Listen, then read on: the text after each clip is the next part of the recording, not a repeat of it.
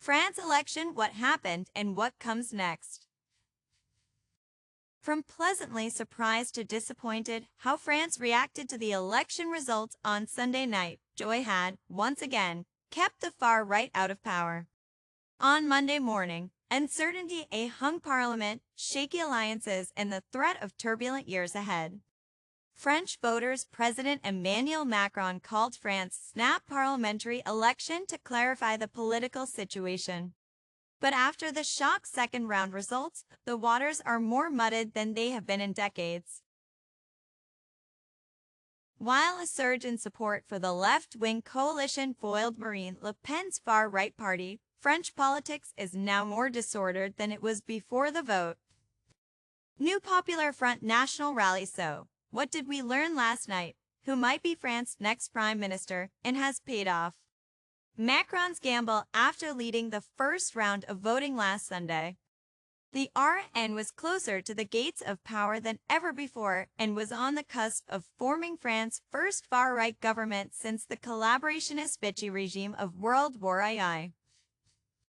But after a week of political bargaining, in which more than 200 left-wing and centrist candidates withdrew from the second round in a bid to avoid splitting the vote, the NFP, a cluster of several parties from the extreme left to the more moderate, emerged with the most seats in the decisive second round. The NFP won 182 seats in the National Assembly, making it the largest group in the 577-seat parliament. Macron's centrist Ensemble Alliance, which trailed in a distant third in the first round, mounted a strong recovery to win 163 seats. And the RN and its allies, despite leading the first round, won 143 seats. Does that mean the NFP won the election? Not quite. Although the coalition has the most seats, it fell well short of the 289 seats required for an absolute majority, meaning now has a hung parliament. If this was a victory for anything, it was the cordon sanitaire, the principle that mainstream parties must unite to prevent the extreme right from taking office.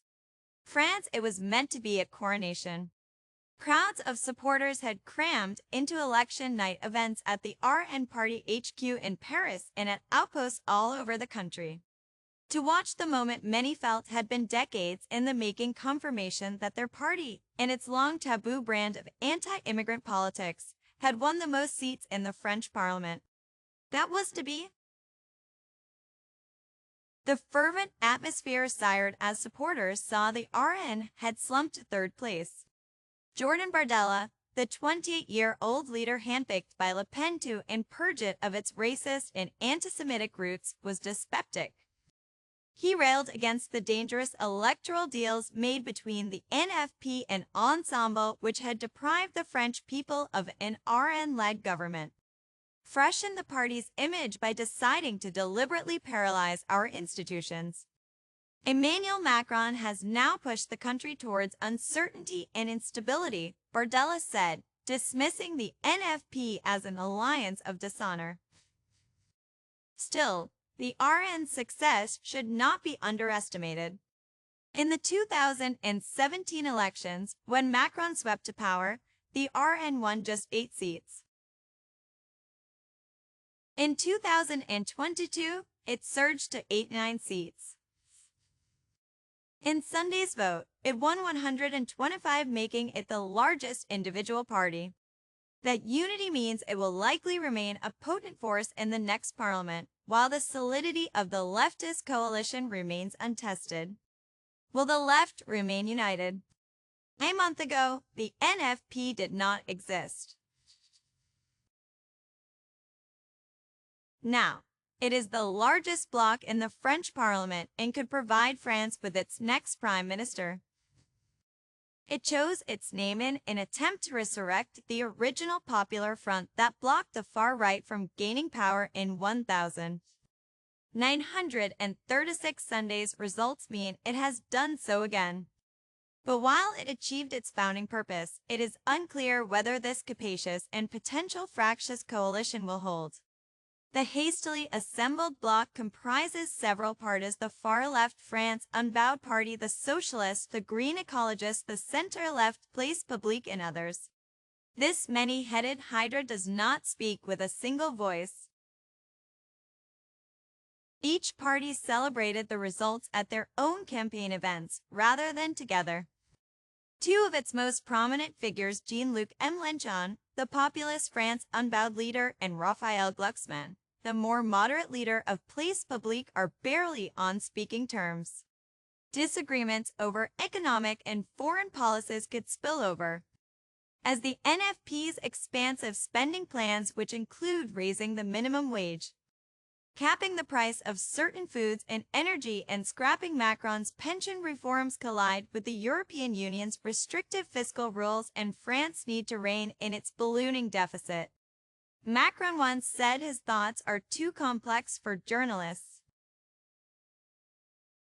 Still, his decision to call a snap election 3 years earlier than necessary, and with his party way behind in the polls, baffled the sharpest of political analysts, caught even his closest allies off guard, and left many French voters confused. He called the vote minutes after his party was trounced by the RN in last month's European Parliament elections. Although European results need have no bearing on domestic politics, Macron said he could not ignore the message sent to him by voters and wanted to clarify the situation. But Sunday's results suggest he has achieved the opposite. Édouard Philippe, France's former prime minister and an ally of Macron, said what was intended as a clarification has instead led to great vagueness. Although Macron's party recovered from the first round, it lost around 100 seats compared to the 2022 election. Macron's first decision is to appoint a new prime minister. He has already delayed this process by declining Gabriel Attal's resignation, asking him to stay in office for now. Typically, the French president appoints a prime minister from the largest bloc in parliament, but it is unclear from which party within the NFP this will be.